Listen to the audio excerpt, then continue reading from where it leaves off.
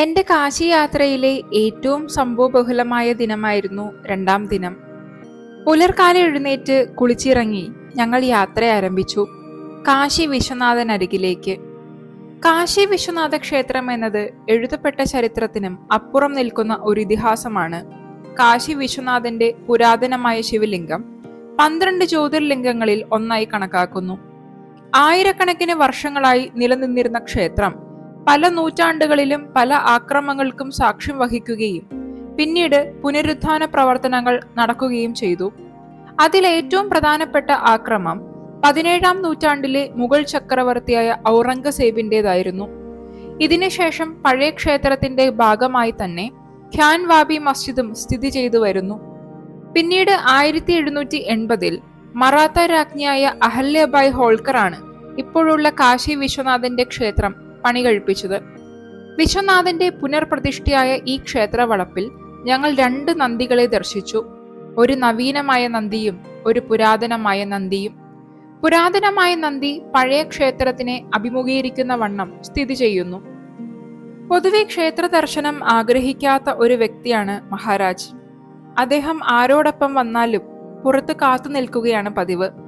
സർവസ്വം ഈശ്വരനെ കാണുന്നവന് മന്ദിരത്തിലെ മൂർത്തിയെ മാത്രം എങ്ങനെ ലക്ഷ്യം വെക്കാനാകും? എങ്കിൽ ഇത് കന്നി യാത്രയത് കൊണ്ടാകണം. മഹാരാജ് ഞങ്ങളോടൊപ്പം ക്യൂ നിന്ന് തിക്കിലും തിരക്കിലും എല്ലാവരെയും സംരക്ഷിച്ച് ക്ഷേത്രത്തിനകത്തേക്ക് വന്നു. ക്ഷേത്രത്തിന്റെ ആദ്യ കവാടം കടന്ന് ഞങ്ങൾ സെക്യൂരിറ്റി ചെക്കിനായി നീങ്ങി. എന്റെ കണ്ണുകൾ ആ പഴയ ക്ഷേത്രത്തിന്റെ അവശേഷിക്കുന്ന ഭാഗത്തേക്ക് മാത്രമാണ് നീങ്ങിയത്.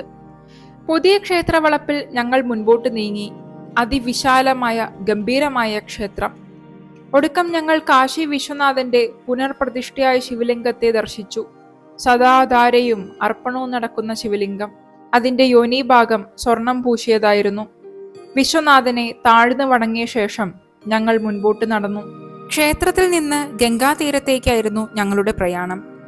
ഞങ്ങളുടെ വഴിയിൽ 2 വിശിഷ്ടമായ പ്രതിമകളെ ദർശിച്ചു. ഒന്ന് തന്റെ കൈകളിൽ ശിവലിംഗവും ഏന്തിയിരിക്കുന്ന റാണി അഹല്യബായ് ഹോൾക്കറുടേതായിരുന്നു. മറ്റൊന്ന് വിശ്വഗുരുവായ ആദി ശങ്കരാചാര്യരുടെയും.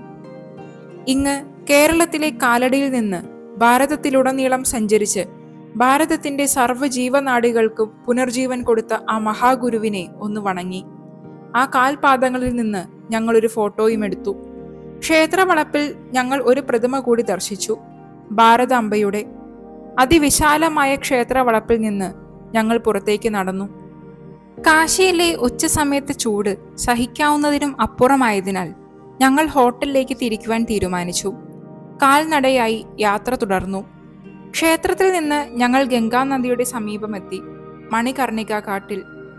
ഈ കാട്ടിനെ കുറിച്ച് കേൾക്കാത്തവർ വിരളമായിരിക്കണം. ശവശരീരങ്ങൾ ദഹിപ്പിക്കുന്ന ആകെ 2 കാട്ടുകളാണ് കാശിയിലുള്ളത്, മണികർണിക കാട്ടും ഹരിശ്ചന്ദ്ര കാട്ടും.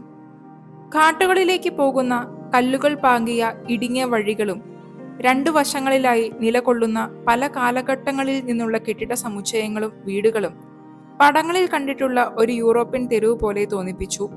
മണികർണിക ഘാട്ട് വളരെ വിചിത്രമായി എനിക്ക് തോന്നി. അവിടെ ആകെ കറുത്ത നിറം പടർന്നു നിൽക്കുന്നത് പോലെ എനിക്ക് അനുഭവപ്പെട്ടു. ശവശരീരങ്ങൾ കത്തിക്കുവാൻ ആവശ്യമായ തടികൾ തൂക്കി പല ഭാഗങ്ങളിലായി മാറ്റിവെക്കുന്നു. ചില ഡീലർമാർ അത് വീക്ഷിക്കുന്നു. ചില തൊഴിലാളികൾ വലിയ കഷ്ണങ്ങളെ ചെറുതായി അറുത്തുമാറ്റി വെക്കുന്നു.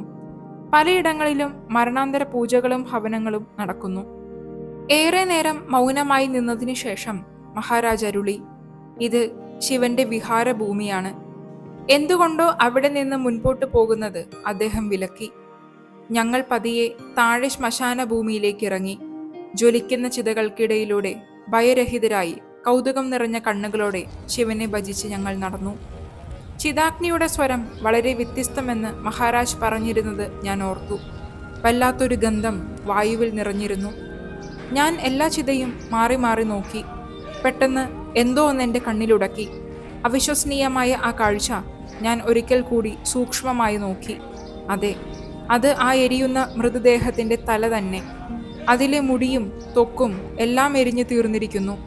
എരിഞ്ഞുണങ്ങുന്ന മാംസവും ഇറ്റുവീഴുന്ന രക്തവും ബാക്കി. ഞങ്ങൾ അവിടെ നിന്ന് ഹോട്ടലിലേക്ക് നടക്കുവാൻ തീരുമാനിച്ചു. മാർക്കറ്റ് വഴി പോകാമെന്നു കരുതി.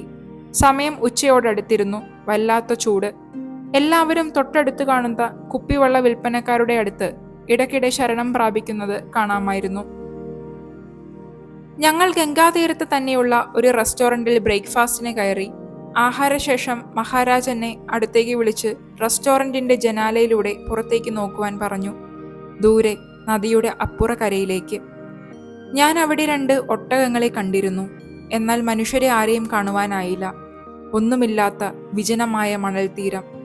കുറച്ചു മാറി വനം പോലെ തോന്നിക്കുന്ന വണ്ണം ഇടതൂർന്നു നിൽക്കുന്ന മരങ്ങൾ. അതാണ് യഥാർത്ഥ സാധനാ ഭൂമി. യഥാർത്ഥ സാധകർക്ക് മാത്രമേ അവിടേക്ക് പ്രവേശനമുള്ളൂ. എൻ്റെ ഗുരുവിൻ്റെ വാക്കുകൾ എന്നിൽ അതിശയം ജനിപ്പിച്ചു. ഞങ്ങൾ അവിടെ നിന്ന് മാർക്കറ്റിലെത്തി. ഉഷ്ണത്തിൽ നിന്ന് ആശ്വാസം കിട്ടാനായി ലസ്സി കുടിക്കുവാൻ തീരുമാനിച്ചു. മഹാരാജ് ഞങ്ങളെ അദ്ദേഹത്തിന് പരിചിതമായ ഒരു കടയിൽ കൊണ്ടുപോയി. ബനാറസിലെ ലസ്സി അതിപ്രസിദ്ധമാണ്. ബങ് ഇലകൾ പല അളവുകളിൽ ചേർത്ത പല വിധേനയുള്ള ലസ്സികളും അവിടെ ലഭ്യമാണ്. ബങ്ങിന്റെ വിശേഷതയും അത് ഗുരുക്കന്മാർ ഉപയോഗിക്കുന്നതിനുള്ള കാരണവും മഹാരാജിന് ഉണ്ടായിട്ടുള്ള അനുഭവങ്ങളും അദ്ദേഹത്തിന്റെ ആത്മകഥയിൽ അതിഭംഗിയായി തന്നെ വർണ്ണിച്ചിട്ടുണ്ട്. ബങ് ഇലകൾ മനസ്സിന്റെ സകല കെട്ടുകളെയും പൊട്ടിക്കും. ഇതുവരെ കാണാത്ത, അനുഭവിക്കാത്ത മനസ്സിന്റെ പല വികാരങ്ങളും പല അവസ്ഥകളും പ്രത്യക്ഷപ്പെടും. ഇതിൽ ഒന്നിനോടും ഒട്ടലുണ്ടാകാതെ എല്ലാത്തിനും സാക്ഷിയായിരിക്കുവാൻ കഴിഞ്ഞാൽ ഇത് സാധനയായി. സ്വന്തം മനസ്സിനെ നിരീക്ഷിക്കാനും ബോധസ്വരൂപത്തിൽ ഉറപ്പുവരുത്തുവാനുമാണ് പ്രാചീന കാലം തൊട്ട് ഗുരുക്കന്മാർ ബങ് ഉപയോഗിക്കുന്നത്. എന്നാൽ സമൂഹത്തിൽ ഇത് പലപ്പോഴും ദുരുപയോഗം ചെയ്യപ്പെടുന്നു. അതുകൊണ്ട് തന്നെ ഗവൺമെന്റ് റെസ്ട്രിക്ഷൻസും ഏർപ്പെടുത്തുന്നു. ബങ് കാശിയിലും മറ്റു നോർത്ത് ഇന്ത്യൻ സ്ഥലങ്ങളിലും ശിവന്റെ പ്രസാദമാണ്. പല അളവുകളിലുമുള്ള ഉപയോഗം ലീഗലുമാണ്. സാധകരെ സംബന്ധിച്ച് വൈദ്യഗുരുവിന്റെ സംരക്ഷണത്തിൽ ബങ് ഉപയോഗിക്കുന്നത് അവരുടെ സാധനയ്ക്ക് സഹായകരമാകാം. ബങ് പോലെ തന്നെ ബനാറസിലെ പ്രശസ്തവും വിശിഷ്ടവുമായ ഒന്നാണ് അവിടുത്തെ വെറ്റില മുറുക്ക്. പാൻ ബനാറസി വാല മഹാരാജ് ശുദ്ധമായ ഹിന്ദിയിൽ പറയുന്നത് കേട്ടു. അന്ന് വൈകിട്ട് ഞങ്ങൾ ബോട്ടിൽ ഗംഗാ ആരതി ദർശിക്കുവാനായി ഇറങ്ങി. മഹാരാജ് വന്നിരുന്നില്ല. സന്ധ്യ മയങ്ങുന്നതിന് മുൻപ് തന്നെ ഞങ്ങൾ ബോട്ട് തേടി പിടിച്ച് യാത്ര ആരംഭിച്ചു.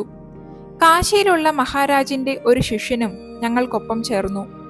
ബോട്ടിലിരുന്ന് ഗംഗാ ആരതിക്കായുള്ള ഒരുക്കങ്ങൾ ഞങ്ങൾ ദർശിച്ചു.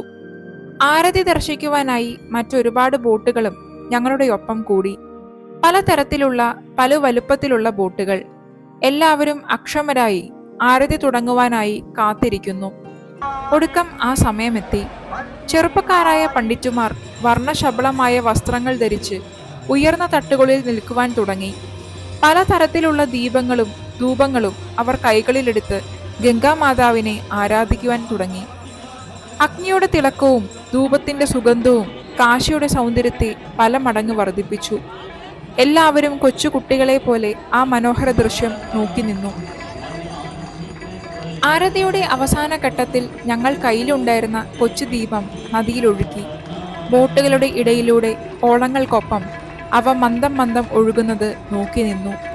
ആരതിക്ക് ശേഷം ഞങ്ങൾ 2 കൈകളും കൂപ്പി മാതാവിനെ വണങ്ങി. അതിനുശേഷം ബോട്ട് സവാരി ഉണ്ടായിരുന്നു. ബോട്ടിന്റെ മുൻപിലെ തട്ടിലിരുന്ന് ഞാൻ ആ മായക്കാഴ്ച വിസ്മയം കൂറുന്ന കണ്ണുകളോടെ നോക്കിക്കണ്ടു. നദിയുടെ 2 കരകളെയും ഞാൻ മാറി മാറി വീക്ഷിച്ചു. അല്ലയോ കാശി, നീ എത്രയോ സുന്ദരിയായിരിക്കുന്നു. ബോട്ടിൽ ഞങ്ങൾ മണികർണിക ഘാട്ടും കാശി വിശ്വനാഥ ക്ഷേത്രത്തിന്റെ നദീതീരത്തെ കവാടവും ദർശിച്ചു. പകൽ കാഴ്ചകൾ എൻ്റെ മനസ്സിൽ ഓടി വന്നു.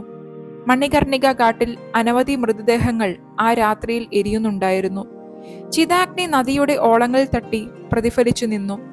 ഘാട്ടിനോട് ചേർന്നുള്ള ക്ഷേത്ര കവാടം വളരെ സുന്ദരമായി പല വർണ്ണങ്ങളിലുള്ള ദീപാലങ്കാരത്താൽ എല്ലാവരുടെയും ശ്രദ്ധാപാത്രമായി നിന്നു. നദിയിൽ നിന്ന് നോക്കുമ്പോൾ നഗരിക്ക് ഇരട്ടി സൗന്ദര്യമുള്ളതുപോലെ എനിക്ക് തോന്നി. ഞങ്ങളുടെ ബോട്ട് സവാരിക്ക് ശേഷം ഞങ്ങൾ തിരികെ ബോട്ട് കയറി ഇടത്ത് തന്നെ എത്തി. അവിടെ മഹാരാജ് ഞങ്ങളെയും പ്രതീക്ഷിച്ചു നിന്നിരുന്നു. ഗുരുവിനെ വണങ്ങിയ ശേഷം ഞങ്ങളുടെ വിശേഷങ്ങൾ അദ്ദേഹവുമായി പങ്കിട്ടു. അതിനുശേഷം ഞങ്ങൾ ഒരുമിച്ച് ഭക്ഷണം കഴിക്കുവാൻ പോയി. എന്നിട്ട് ബാലാജി പാലസിലേക്ക് തിരിച്ചു. തിരികെ റൂമുകളിലെത്തി ഞങ്ങൾ വിശ്രമിച്ചു. അടുത്ത ദിവസത്തെ കാഴ്ചകളെയും പ്രതീക്ഷിച്ച് പുതിയൊരു തുടക്കം സ്വപ്നം കണ്ടുകൊണ്ട്